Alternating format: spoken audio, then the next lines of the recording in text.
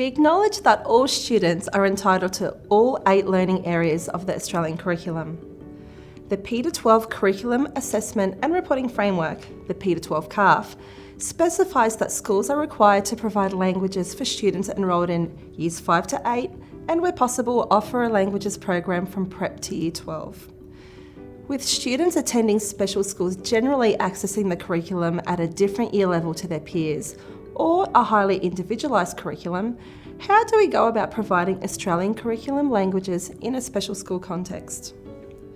In the first instance, schools consult their staff, students, and the school community about selecting a suitable language from those available in the Australian curriculum.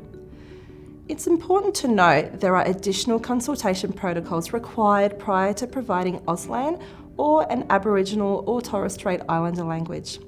Information specific to these languages is found in the Understand How the Subject Works sections on the Australian Curriculum website. We know that a successful languages program is achieved when there is a strong shared commitment from both the school and the community.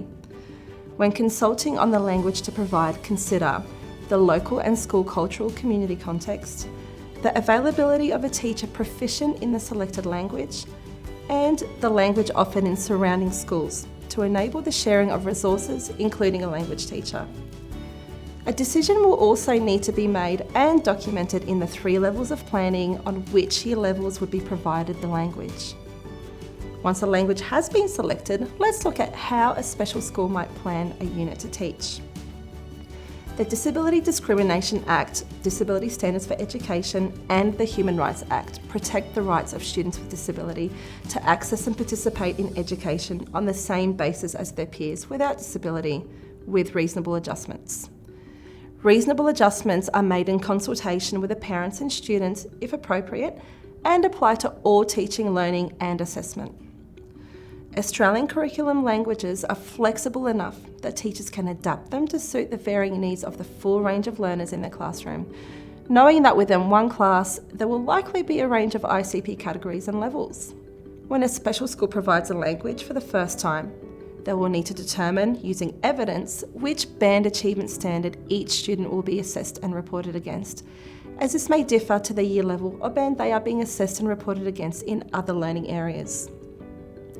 For students with a highly individualised curriculum plan, who are not yet demonstrating the learning against the Prep achievement standards across the learning areas, a language class provides another rich context to develop their targeted skills, identified from the extended levels of the general capabilities.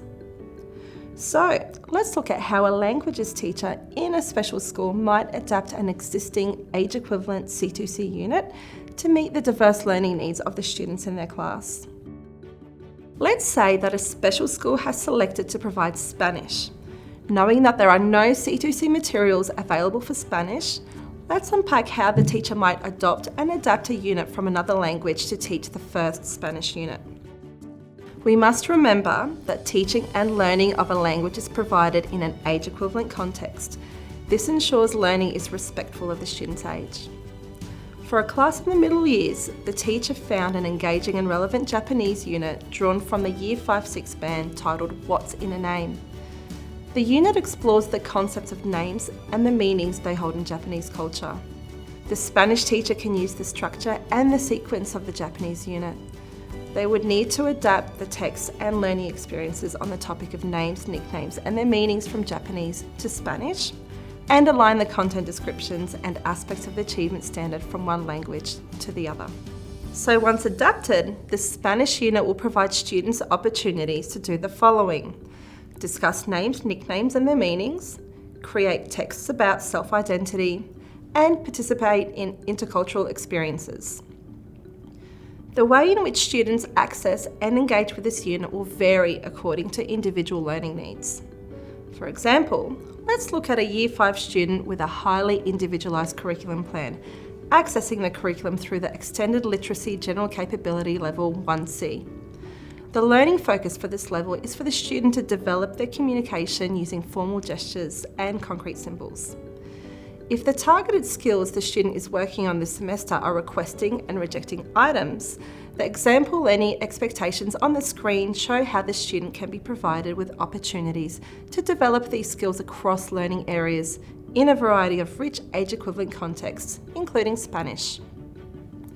Students with a different year level or different year level partial ICP engage in the same unit on names, nicknames and their meanings in Spanish, but instead are assessed and reported against portions of the lower band achievement standard identified in their ICP.